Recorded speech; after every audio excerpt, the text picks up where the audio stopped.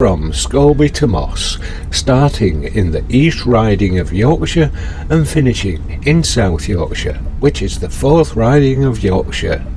But riding means a third, so which politician worked that one out? This year's outstanding twit. In this video we'll discover the poshest B road I've ever driven on, that the last substantial completely new railway built in Britain is now under the M62, and the part this area played in our long-gone industrial past. Apart from risking life and limb turning onto the B1230 at Scalby, I must say this is the best minor road I've ever had the pleasure of driving on. It looks just like a two-lane dual carriageway, doesn't it? In fact it is. So what made them do such a splendid job on a B road? Actually, they didn't. It was one of the many short-lived projects of the early 1960s, the result of the lack of joined-up thinking, and wouldn't it be a jolly good idea and all that? Because less than a generation later, the M62 came through here just a mile away. This used to be the A63 leads to Hull Road, the section between Howden and Newport, where our great country decided to close the railways and send the freight traffic by road, straight through the middle of villages like here at Gilberdyke. The presumed killing of locals by speeding motorists overtaking the glut of lorries was finally overcome when the A63 disappeared between Newport and Howden, shunting the traffic onto the M62 instead. And here we have this superb minor B road as the prize, and all this is because of the United Kingdom's continuous civil war, which has been raging in the UK Parliament since who knows when. Lord Beeching, led by the British Railways Board under a Conservative government in the early 1960s, was tasked with improving the profitability of the railways, which meant shutting them. The Conservatives favoured road haulage because historically the road haulage industry opposed nationalisation and was allied with the Conservative Party. So by adding 2 and 2 you can see where the congestion came from, because the railways were shut down before they figured out they'd need motorways to replace them. So the Tories splashed out on the roads like this because the Labour lot were hell-bent on nationalising everything. What used to happen was that freight travelled by rail, and the last substantial completely new railway built in Britain in 1885 was the Hull Barnsley Junction Railway, which moved coal from the South Yorkshire coal mines to Hull docks for export. And it was all paid for by private individuals, and its economic cost today would be about £14 billion. And although Britain abolished slavery in 1833, it didn't apply to mine workers, so at the same time as the railway opened, so did the Fabian Society, and then the Labour Party in 1900.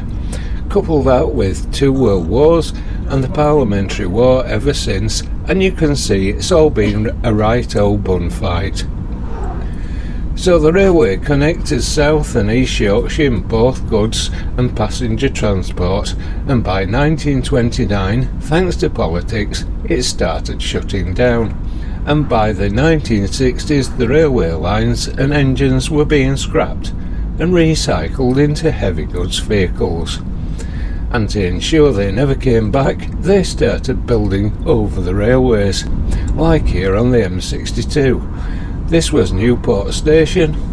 This is Newport Station today, and you can see it by using the maps at the National Library of Scotland, where it's all online so you can see what things were like.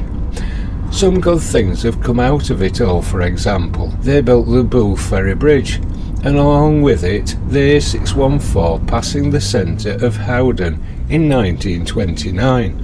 Otherwise we'd not be able to get home without an 8-mile detour to Selby Toll Bridge. Then in 1976 the final part of the M62 was completed, and that great big bridge over to our left carried it across the River Ouse.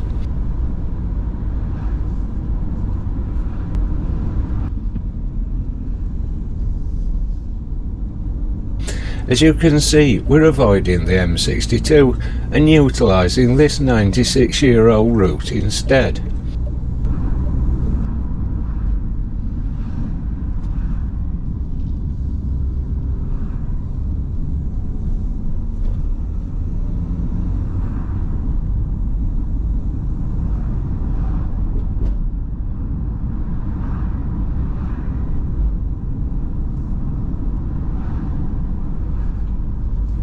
The A614 then proceeds to Hull.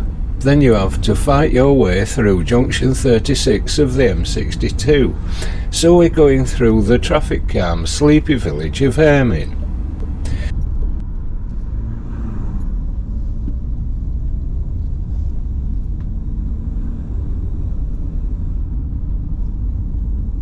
Ermine was once a river port on the River Aire, which gave Ermine its name.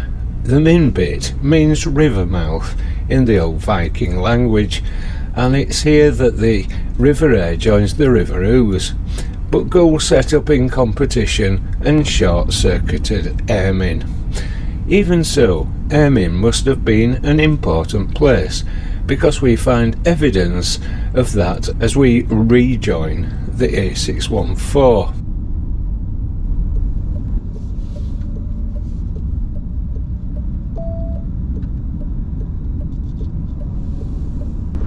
Over to our right was North Ermine Grange, then Ermine Wood, and after the roundabout ahead, Ermine Grange, which is nearer to Rawcliffe than Ermine.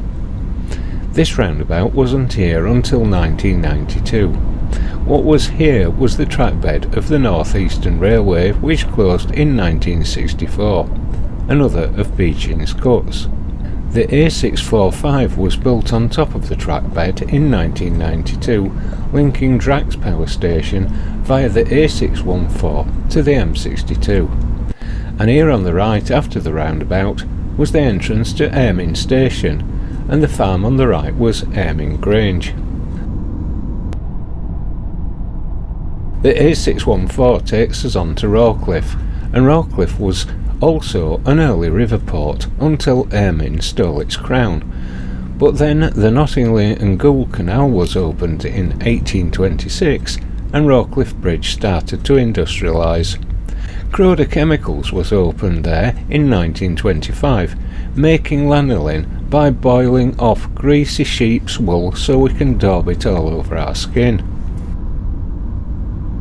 Here is a railway crossing, and you can be forgiven for thinking no trains run over here, but there are two a day which go to Leeds, one in the morning and one in the evening.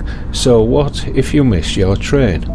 Well, it doesn't really matter, it's done like that for political reasons. Don't ask. And now after Rawcliffe and beyond, in search of South Yorkshire. And here we turn left towards a place called Thorn, near Doncaster, but I want to go by a much quieter way, and getting there has changed too, and again it's thanks to the M62. As late as 1968, the only way to get to Between Rivers Lane was to go to East Cowick and turn down Goat Head Lane. But that would have meant making another bridge for the M62 to go over, so instead they made one bridge do the job of two and move the entrance to Between Rivers Lane to here. And it's here where the driving becomes more relaxed, but still requiring some anticipation due to it being mostly single track and it being harvest time. There's a different type of traffic here, farm traffic, as well as the regular local traffic.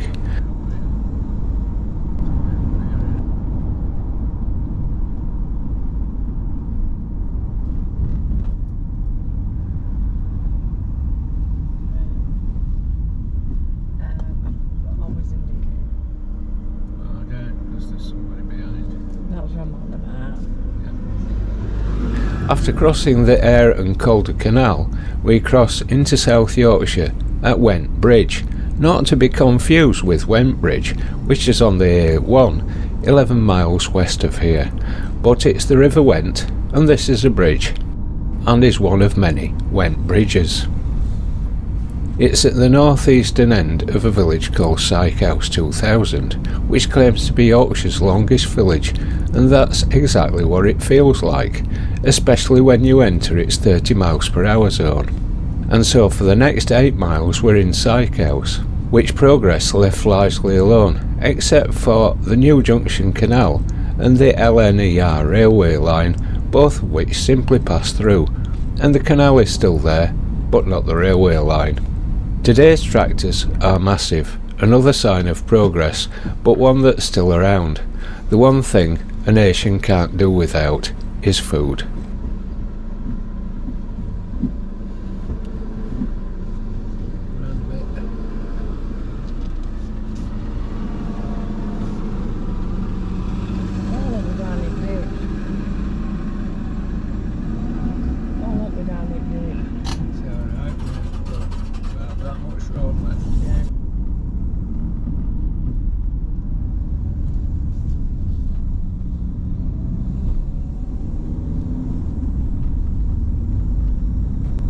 After Sykehouse, we pass through Moss, and we'll finish off at Moss Railway Station, a station where no trains have stopped since 1953. Videos like these take up quite a lot of time to research, script, record and edit, so if you like videos about this area of South Yorkshire and other nearby places and want to explore more, please subscribe now, give this video a like, share it with others and watch other videos on my channel.